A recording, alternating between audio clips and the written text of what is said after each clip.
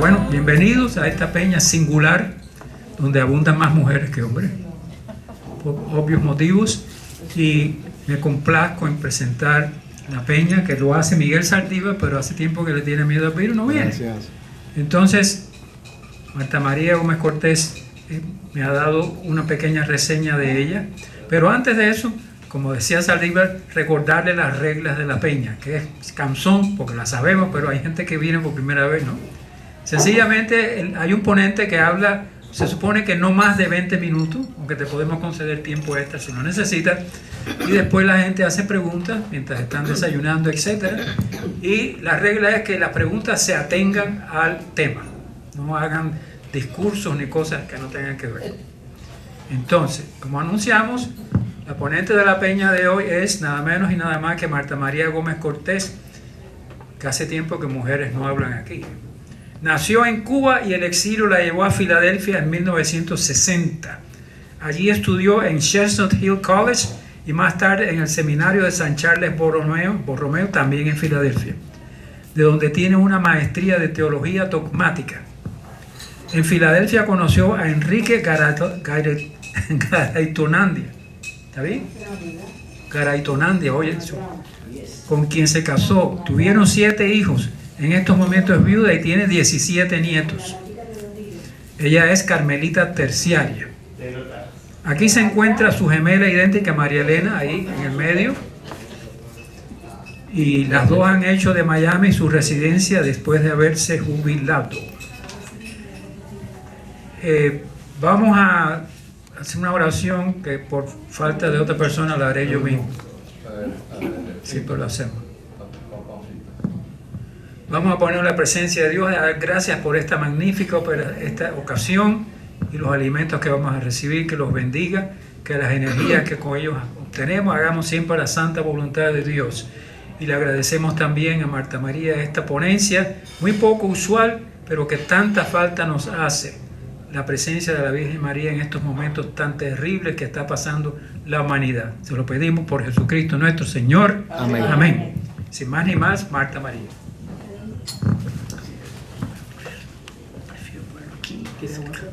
La redondita. Sí. La redondita. Sí. ¿Usted quiere la redondita? ¿La papita redondita o la papita frita? Señora. Mi charla se llama Dogmas de María y la Navidad. Y antes de analizar el título de mi charla, debemos hacernos esta pregunta. ¿Por qué los católicos consideran a María tan importante? La razón principal es que el conocer la verdad sobre ella es esencial para llegar a la verdad sobre su Hijo Jesús, el Redentor de la humanidad. La Mariología, o sea, el estudio sobre la Virgen María, siempre señala a la Cristología, o sea, el estudio sobre Cristo. Pero existe otro motivo por el cual nos acercamos a ella, y es que ella nos muestra a nosotros, pecadores, el camino de la salvación. María siempre nos lleva a Jesús. Recordemos las palabras de ella a los sirvientes en Caná, donde el agua fue convertida en vino por su Hijo. Hagan lo que Él les diga. Hagan lo que Él les diga. Está en Juan capítulo 2, versículo 5. ¿Cuáles son los 4 dogmas marianos? Vamos a ver lo que es un dogma. Un dogma en realidad es una verdad establecida y proclamada por el magisterio, o sea, por el Papa, como algo esencial, una creencia esencial para todo católico, que si no la cree, no es católico. Por ejemplo, la Trinidad es un dogma. 3 personas, un Dios. Y las 2 naturalezas de Jesús, Dios y hombre verdadero. Los 4 dogmas marianos son María, Madre de Dios. Por favor, miren su papelito que tienen delante. Está en inglés, pero no importa. La de abajo es la primera. María, Madre de Dios. Segundo dogma, la Inmaculada Concepción de María. Tercero, la virginidad perpetua de María. Y cuarto, la Asunción de la Virgen Santísima. Los 3 primeros ya eran funcionales en María en el momento del nacimiento.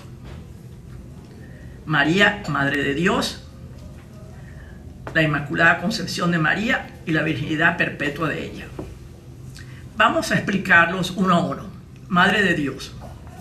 Jesús es Dios. María es la madre de Jesús. Por lo tanto, María es Madre de Dios. Este dogma fue definido por primera vez en el Concilio de Éfeso en el año 431 después de Cristo. Este es un ejemplo en que vemos cómo la Iglesia protege toda la verdad sobre Cristo, que había sido negada por Nestorio, patriarca de Constantinopla. El obispo Nestorio afirmaba que María dio a luz a Jesús hombre en su humanidad, pero no así al Jesús divino o Dios, por lo que sería impropio llamarla Madre de Dios. Si aceptamos lo que Nestorio pretendía, entonces habría que reconocer dos personas en Jesús en lugar de una. Es como quien coge una persona y la divide en dos. La Virgen María sería madre, sí, de Dios hombre, pero ¿y qué me dice del Hijo de Dios? Se quedaba una parte trunchada o dos pedazos de una persona mal.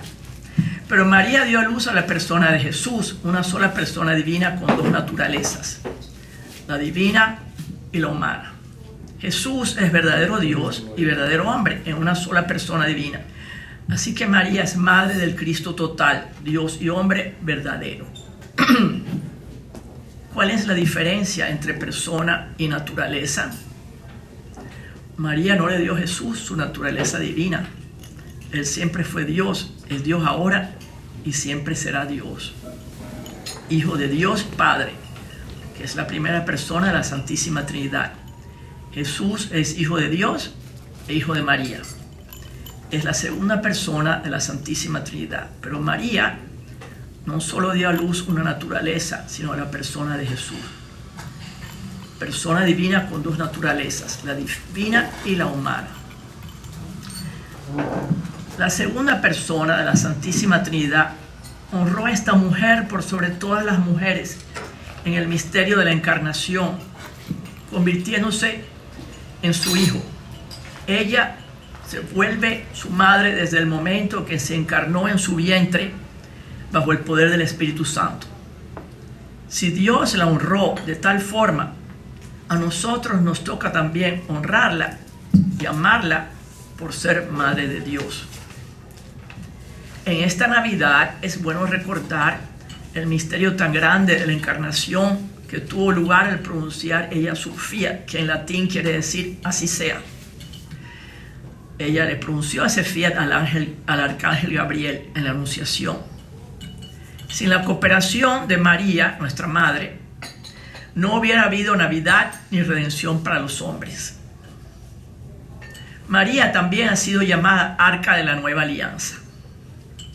De la misma manera en que el Arca de la Antigua Alianza llevaba en su interior las tablas de la ley dadas a Moisés, con los 10 mandamientos inscritos en ella, la nueva Arca María lleva en su vientre al legislador mismo de la ley. Quiero explicar un poco lo que era un arca. Era una caja, y dentro de esa caja los judíos llevaban las 2 tablas de la ley dadas por Moisés, un poco del maná del desierto, que era con lo que se alimentaba milagrosamente, porque Dios hacía caer como una escarcha para que todos los días recogieran eso que era como un pan para ellos. Y además de eso llevaba la vara de Aarón, que era el hermano de Moisés y gran sacerdote. Pues María, al ser arca de la nueva alianza, en lugar de llevar dentro de ella los 10 mandamientos, lleva en su vientre al legislador mismo de la ley. La antigua arca llevaba la vara de Aarón, gran sacerdote. La nueva arca lleva al gran sacerdote mismo, el gran sacerdote eterno que es Jesús. La antigua arca llevaba el maná del desierto. La nueva arca lleva el pan de vida, que sería el pan eucarístico. Así como el rey David bailó frente a la antigua arca de la alianza en 2 Samuel capítulo 6 versículos 14 y al 45, tenemos que el pequeño Juan Bautista bailó en el vientre de su madre Isabel delante de la nueva arca María. cuando las dos mujeres se encontraron en la visitación de María. Imagínense las dos mujeres encintas, las dos. María, la muchachita que viene a ver a esta señora que ya estaba entradita en años, que es la madre de Juan Bautista. Y al verse, el niño brinca en su seno, en el seno de Isabel. Dicen, hay personas, hay teólogos que afirman que ese encuentro de los dos fetos en realidad hizo que Juan Bautista le fuera remitido el pecado original. No sé si ha sido establecido o no, pero lo he oído en algunos lugares. Pueden creerlo o no creerlo. Segundo dogma. Acuérdense, el primer dogma, María, Madre de Dios. Segundo, la Inmaculada Concepción. El Papa Pío IX, en su encíclica Ineffabilis Deus, declaró en 1854 que la Santísima Virgen María fue desde el primer momento de su concepción, por gracia singular y privilegio del Dios poderoso, y en virtud a los méritos de Jesucristo, Salvador de la raza humana, preservada, inmune de la mancha de pecado original. Existen dos citas bíblicas que indican esta gran verdad. En Génesis 3, versículos 14 y 15, Dios le dice a Satanás: pondré enemistad entre tú y la mujer, entre tu descendencia y la suya. Esta te pisará la cabeza, mientras que tú te abalanzarás sobre su talón. Se refería a esa mujer con M mayúscula, se refería a la promesa ya del Redentor que iba a venir a través de esa mujer. Enemistad entre ella y él significa total oposición. Y cuando el ángel Gabriel visita a María en su anunciación, él la llama llena de gracia. De Lucas 1, versículo 28. O sea, la Inmaculada Concepción está un poco velada, pero existe ya, está en la Biblia. La creencia en la Inmaculada Concepción data desde los primeros siglos de la Iglesia, pero no fue definida sino hasta 1854. Y en su aparición a Santa Bernardita en Lourdes, en 1858, la Madre de Dios se refiere a sí misma diciendo: yo soy la Inmaculada Concepción. Aquellos de ustedes que han visto la película de la Virgen de Lourdes, a lo mejor se acuerdan de la escena en que está el sacerdote a quien ella va a decirle: yo he visto una señora muy bonita dentro de la cueva, ¿cómo se llama la cueva? Mesabiel. Dice: bueno, yo no te puedo creer a no ser que me digas, pregúntale cómo se llama. Y cuando Bernardita llega al padre y le dice, yo soy la Inmaculada Concepción, el cura se quedó pasmado. ¿Cómo es que esta niña dice semejante cosa? ¿Qué cosa es concepción, Bernardita? No sé. ¿Y qué es Inmaculada? No sé. Acuérdense que Bernardita no era muy inteligente y además tenía dificultad hasta en aprender su catecismo. Así que en realidad esa era una prueba cuando ella dijo: yo soy la Inmaculada Concepción, de que era la Virgen Santísima quien le había hablado. María fue redimida, o sea, salvada por Jesús también, pero su redención fue anticipatoria. ¿Qué quiere decir esto? Que Dios le aplicó los méritos que Jesús ganó por nosotros en la cruz con mucha anterioridad al hecho histórico de su crucifixión. Aquí les voy a poner una analogía de dos maneras en que uno puede salvarse de un incendio. Primero que nada, para Dios no hay tiempo. Él puede hacer eso, aplicar los méritos de su hijo que murió 33 años después a la Virgen antes de concebirse. Vamos a ver, en un incendio, este es un ejemplo. Uno se puede salvar por rescate o por preservación. Nosotros vamos a imaginarnos que estamos metidos en un edificio en llamas y vienen los bomberos y nos sacan. Eso es, nos están rescatando. Pero la Virgen María, imagínense que es una niña que no está en el edificio en llamas, está en el césped fuera de la casa. Está en el mismo terreno del edificio y vienen los bomberos y la sacan también de ahí. Pero al ser sacada de ahí, ella ni siquiera ha probado lo que es el fuego del infierno, del fuego del incendio. Esa es María, que fue preservada de esa manera.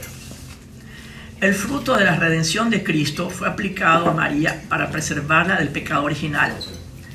Es igualmente aplicado a nosotros para eliminar el pecado, que es lo que Dios hace en nosotros a través del bautismo. En la Iglesia Católica el bautismo no es solo un símbolo. Somos transformados ontológicamente por el bautismo. O sea que nuestro propio ser cambia en nuestra esencia. Nos deja una marquita. La ontología es el tratado sobre el ser. Nos marca por dentro. Por la gracia de Dios y su disposición a cooperar con la gracia, María permaneció libre de pecado personal por toda su vida. Es por lo tanto apropiado que el santo Dios tomara carne de una mujer sin mancha por el pecado. Vasija purísima. Ella es una vasija purísima para contener a Dios Todopoderoso. ¿Por qué Dios iba a escoger a una mujer ordinaria? Que es lo que piensan los protestantes. Si Él es Dios y tiene el poder de escoger a una mujer perfecta. Si María no fuera purísima, los mismos judíos declararían que Jesús está contaminado por los pecados de María. A veces la gente confunde a la Inmaculada Concepción de María por su parto virginal. La Inmaculada Concepción se refiere a ella, desde el momento que ella fue concebida en el vientre de Santa Ana, su madre. Ya venía sin pecado. El parto virginal es otra cosa, y es lo que pasó con el nacimiento de Jesús. Ese parto no es la Inmaculada Concepción. Tercer, busquen su papelito. El tercer dogma de María es la virginidad perpetua. María fue virgen antes, durante y después del nacimiento de Jesús, según San Pedro Crisólogo, que fue obispo y doctor de la Iglesia. Él describió su virginidad perpetua diciendo que Jesús al nacer fue como un rayo de luz que atraviesa un cristal sin romperlo. Esto lo confirman las visiones de Ana Catalina Emmerich. Ana Catalina Emmerich era una monja agustina, mística y escritora alemana. Ella nació en 1774 y murió a los 49 años. Fue beatificada nada más y nada menos que por San Juan Pablo II. Ella cuenta lo que vio del nacimiento de nuestro Señor con estas palabras. Estas apariciones han sido aceptadas ya que ella ya es beatificada. Decía ella, refiriéndose a la Virgen Santísima en el momento del parto: he visto que la luz que envolvía a la Virgen se hacía cada vez más deslumbrante, de modo que la luz de las lámparas encendidas por José ya no eran visibles. María, con su amplio vestido desceñido, quiere decir amplio, estaba arrodillada con la cara vuelta hacia oriente. Llegada la medianoche, la vi arrebatada en éxtasis, suspendida por el pecho. Una estela luminosa que aumentaba sin cesar en claridad iba desde María hasta lo más alto de los cielos. Aparecieron con claridad 6 coros de ángeles celestiales. La Virgen Santísima, levantada de la tierra, o sea, estaba levitando. En medio del éxtasis oraba y bajaba las miradas sobre su Dios, de quien se había convertido en madre. El Verbo eterno, débil niño, estaba acostadito en el suelo delante de María, sobre una alfombrita ante las rodillas de ella. La Virgen permaneció algún tiempo en éxtasis. Luego cubrió al niño con un paño. Poco después vi al niño que se movía y lo oí llorar. En ese momento fue cuando María pareció volver en sí misma, y tomando al niño lo envolvió en el paño con que lo había cubierto y lo tuvo en brazos, estrechándolo contra su pecho. Vi entonces que los ángeles en forma humana se hincaban delante del niño recién nacido para adorarlo. La cosa más bella, ¿verdad? La virginidad de María es el signo de su completo don de sí misma a Dios. Su virginidad no ha de tomarse como si la iglesia pronunciara el sexo impropio ni malo. No, por el contrario, la unión sexual en el matrimonio es bueno y hasta santo. El acto marital es creado por Dios para la procreación y la unión de los esposos y santificado por Cristo en el sacramento del matrimonio.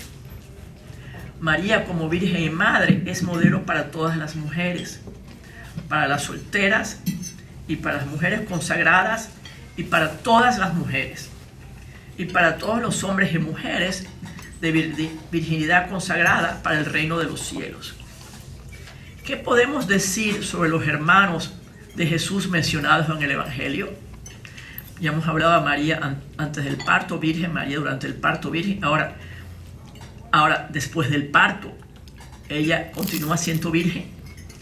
En arameo, la lengua hablada por Jesús, la palabra hermanos se usaba para referirse no solamente a hermanos biológicos, sino a parientes cercanos, también miembros de un mismo clan o tribu o primos. Esto y el hecho, piensen bien, porque esto es sentido común. El hecho de que desde la cruz Jesús escogió al apóstol Juan para cuidar a su madre indica que era único hijo. Si hubiese tenido hermanos, hubiesen estado ahí. Porque acuérdense que las mujeres en aquella época necesitaban siempre la protección de un hombre, porque no trabajaban. En ese sentido, alguien tenía que mantenerlas. Y ella era viuda de José, ahora se quedaba sin hijos. Entonces alguien que tenía que estar ahí para cuidarla. No había ningún hermano de Jesús biológico. Es que no lo había. Es que no había hermanos. Bueno, ahora vamos a al cuarto dogma de María, que está en su papelito, la Asunción de María. Pero voy a recalcar que ya esos 3 dogmas, y por eso el título de la Navidad y los dogmas de María, tienen que ver ya, y lo voy a repetir, de María como Madre de Dios Hijo, María en su Inmaculada Concepción, María en su virginidad perpetua. Esos 3 dogmas ya ella los estaba logrando, estaba funcionando en esos dogmas cuando nació su hijo en la Navidad. Así que cuando ustedes vean a la Virgen María, el muñequito del nacimiento, digan una pequeña oración, digan: hola María, Madre de Dios, Virgen de las Vírgenes, Inmaculada Concepción, Virgen sin mancha. Repítanselo, porque es su madre. Alábenla. El cuarto dogma es la Asunción de la Santísima Virgen María. El Papa Pío XII, en 1950, en su encíclica Munificentissimus Deus, dijo: finalmente, la Inmaculada Virgen María, preservada y libre de la mancha del pecado original, al finalizar su vida terrena, fue llevada en cuerpo y alma a la gloria celestial. Y una vez allí, fue exaltada por el Señor como reina de todas las cosas, con el fin de ser en su plenitud más conforme a su Hijo, el Señor de los señores y conquistador del pecado y de la muerte. El tiempo de sus días entre nosotros había finalizado. Algunos teólogos afirman que así como su hijo murió, ella, por querer parecérsele, quiso morir también. Otros teólogos, los de las iglesias orientales, afirman que ella solamente se durmió. Dicen que en Israel hay una iglesia que se llama la Dormición de María. ¿La vieron ustedes dos? Sí. A esto le llaman la Dormición de María. Y entonces fue llevada al cielo. Pío XII no quiso proclamarse ni en favor ni en contra de ninguna posición, de que si María murió o si sencillamente durmió. Nos ha dado pues la libertad de creer uno o lo otro, pero es de saber que al no tener nada de pecado, su cuerpo no podía corromperse. Aquí voy a hacer una pequeña pausa, porque hay cosas en que era son propios del pecado original y cosas que no. La Virgen no podía haber tenido dolores de parto, porque dolores de parto, acuérdense, que se le dio como castigo a Eva por el pecado original. Si ella, aparte de, ya esto es la lógica, aparte de haber sido preservada, su virginidad, etc., si ella no tenía pecado, no podía por qué tener dolores de parto. Acuérdense que a mí eso me mortifica, me molesta. Cuando yo veo una película en que veo a la Virgen sudorosa y jadeando y pariendo, al dar a luz, esa es la estupidez más grande. Pero si Dios... que se está dando al Hijo de Dios, ¿cómo va a tener dolor? Sí, en todas las películas está ella jadeando, cuando en realidad es ilógico. Aquí lo mismo, cómo la Virgen se iba a quedar en una tumba a corromperse cuando la muerte, la corrupción fueron resultados del pecado. Si ella no tenía pecado, no iba a corromperse en su cuerpo. Entonces, la asunción de María fue el resultado de su perfecta obediencia y cooperación con su Hijo. Aunque no fue definida sino hasta 1950, la asunción de la Madre de Dios era cosa creída por los fieles desde los tiempos de la iglesia primitiva. Y aquí también les voy a explicar algo.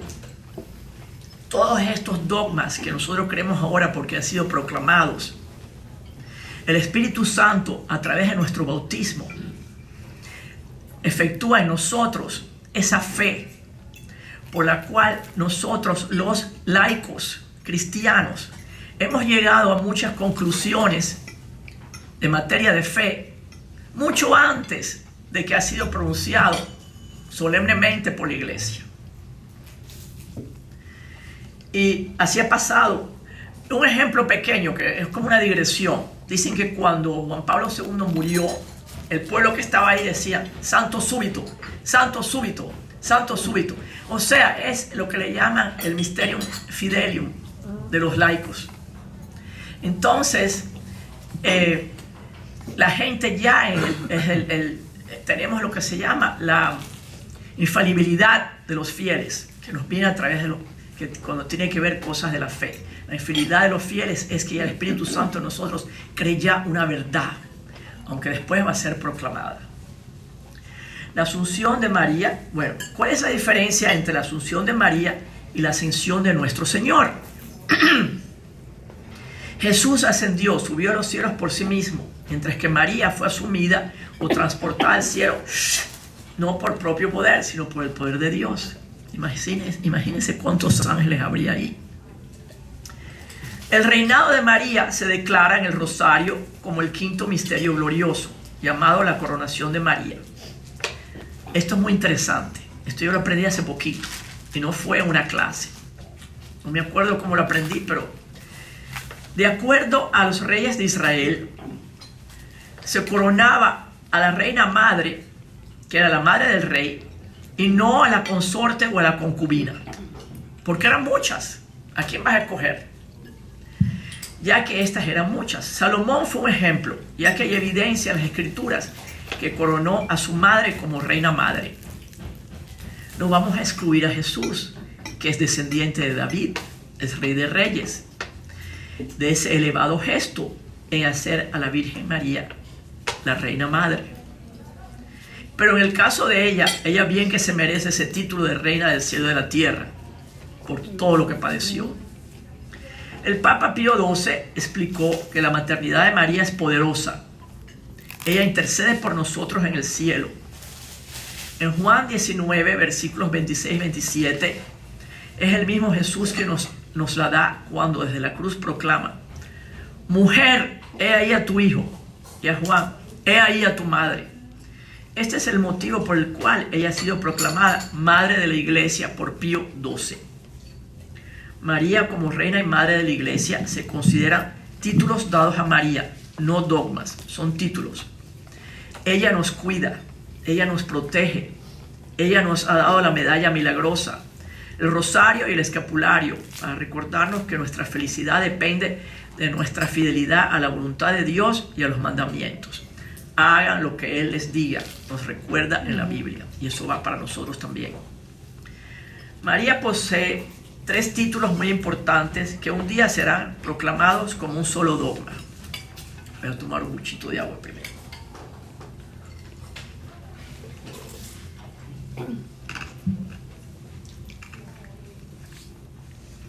Son 3 títulos de 3 facultades que ella posee. Y que los católicos, aunque todavía no es dogma, ustedes me van a decir si ustedes no creen esto o no, porque ya lo han oído muchas veces en las oraciones y todo. María, mediadora de todas las gracias. ¿Lo han oído o no? Sí. Acuérdense de la Virgen cuando se apareció a Catherine Labouré, que tenía las manitos así para el suelo y anillitos, y que por ella pasaban muchas gracias. ¿Ok? La Virgen milagrosa, la medalla milagrosa. María, Algunos rayos no llegaban. y algunos reyes no llegaban porque la gente no pedía. No pedía esas cosas. Segundo, María corredentora nuestra. ¿No lo han oído también? Sí. Todo lo que padeció su hijo, lo padeció ella en su corazón. Además, ella ayudó en la redención. Ella dijo sí. Y lo ofreció en la cruz. Imagínate. Y María como abogada nuestra está en la salve. Así que esas 3 verdades las creemos, pero todavía no han sido proclamadas dogma. Ahora, ¿qué pasa? De 1945 a 1959, la Madre de Jesús se apareció bajo el título de la Señora de todos los pueblos. Busquen su estampita y miren aquí. Se apareció así.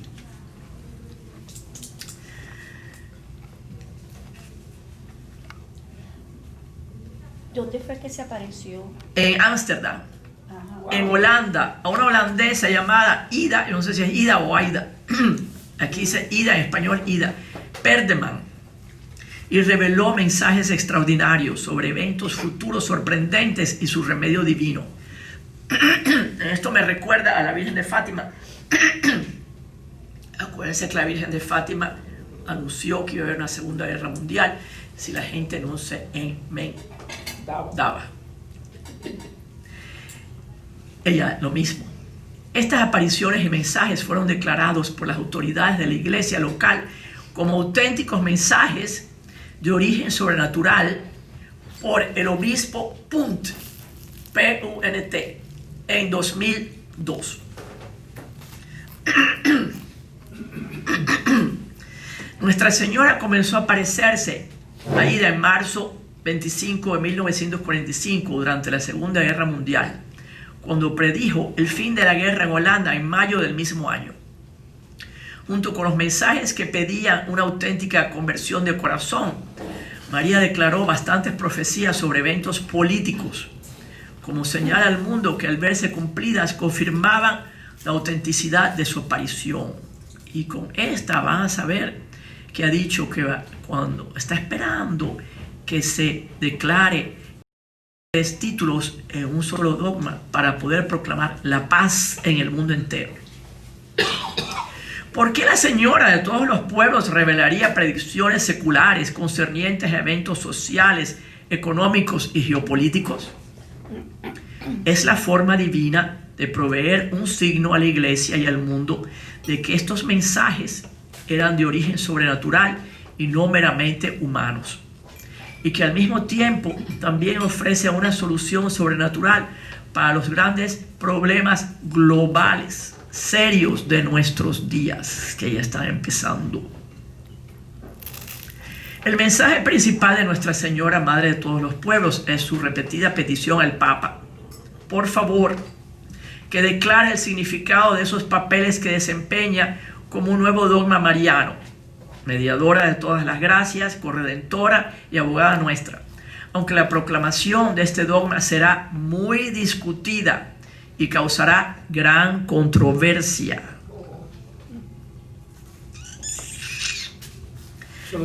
Lo dijo, aquí está entre comillas.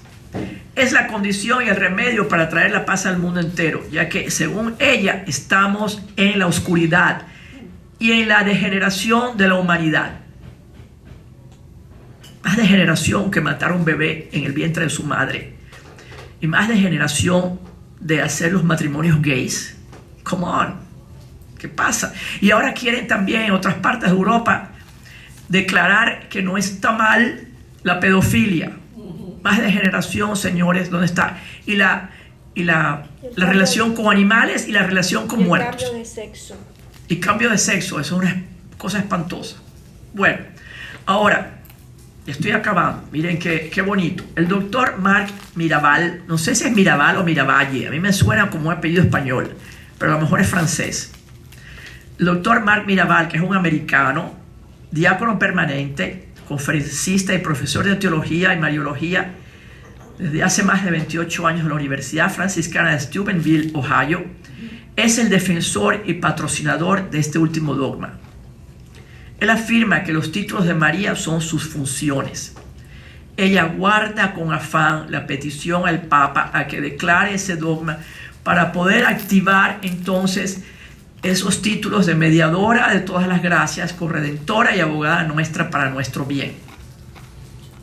Su obediencia al vicario de Cristo es impresionante. Acuérdense que como Eva fue desobediente, María es súper obediente. María es caña hueca por donde nos llegan las gracias del Señor. Es mediadora, pues. María es corredentora porque padeció en su corazón doloroso e inmaculado lo mismo que padeció Jesús físicamente. María es abogada nuestra porque nos dio como madre en la persona de Juan al pie de la cruz y no cesa de rogar por sus hijos, nosotros pecadores. Una vez que el quinto dogma de María, mediadora, corredentora y abogada nuestra, será declarado, se cumplirá la profecía que María dijo a su prima Isabel: todas las generaciones me llamarán bendita. Se llevarán a cabo estas palabras en todo el mundo, aún entre nuestros hermanos separados, los protestantes, que desde los días funestos de la revuelta protestante se niegan a darle a María el culto apropiado a su dignidad. Nosotros no, todos los católicos lo sabemos, nosotros no adoramos a María, la veneramos y honramos a los santos. Los santos vienen siendo como los superheroes. María hay que venerarla porque es la madre de Jesús, que mejor que a ella. Si su mismo hijo la venera, ¿cómo no vamos a venerar nosotros? Y a Dios es el único que adoramos. La prueba está que cuando la misa, que es el sacrificio de la cruz sin sangre, se celebra todos los días, es a Dios Padre quien se ofrece a Dios Hijo, que está contenido en el cuerpo y la sangre de Jesús, ahí en el pan y el vino. Ahí se habla a Dios, se ofrece su propio Hijo. Eso es como se sabe que nosotros adoramos a Dios, no a la Virgen María. María pide a los teólogos, sacerdotes y laicos que trabajen y rueguen por este dogma que ayudará tremendamente a salvar almas. He aquí una oración y ustedes la tienen en su estampita y quisiera que repitieran conmigo para así terminar mi charla.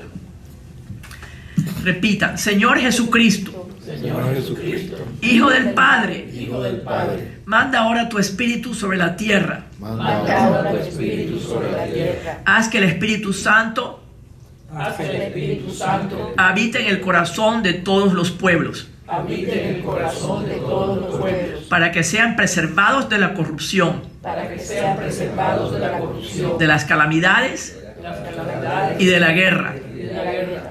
Que la Señora de todos los pueblos, María Santísima, Que la Señora de todos los pueblos, María Santísima, sea nuestra abogada. sea nuestra abogada. Amén. En el nombre del Padre y del Hijo y del Espíritu Santo. Amén. ¡Qué bárbaro!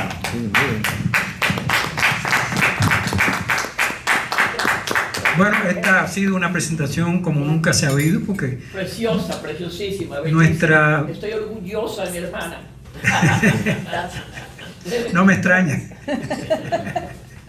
Pero digo excepcional porque nosotros siempre tocamos un tema político, cubano, histórico y relacionado con el padre Varela, etcétera, etcétera. Pero bueno, cuando Marta María me sugirió este tema, me dijo, ¿cómo no? Nos hace falta. Yo internamente estaba sintiendo la necesidad. Así que fue una coincidencia de pensamientos, ¿no? De saber más de la Virgen con más detalle o activar nuestra fe, que a veces se nos duerme por las cosas que estamos viendo. Yo recuerdo, y siempre lo digo cuando hablo de la Virgen María, una cita de Jean Guitton, uno de esos franceses intelectuales del siglo XIX, o del XX, no me acuerdo, que decía, la Virgen Santísima que le dio la naturaleza humana a Cristo, nos ayudará a preservar las esencias naturales. Fíjense ustedes, las esencias naturales, porque la Virgen es básicamente, tiene un fin sobrenatural, pero en este caso está hablando de las esencias naturales, de la naturaleza humana, del matrimonio, de la boda, en contra de la aborción. Se está preservando las esencias naturales. Parece que hace falta una ayuda sobrenatural para defender la naturaleza. Eso es una intuición de Jean Guitton que a mí me fascinó. Porque, sí, ella va al meollo de la cosa. Yo tengo varias observaciones, pero quisiera, como siempre hacemos, que tú tienes anuncios, Pedro Guerra. Bueno, hasta este momento.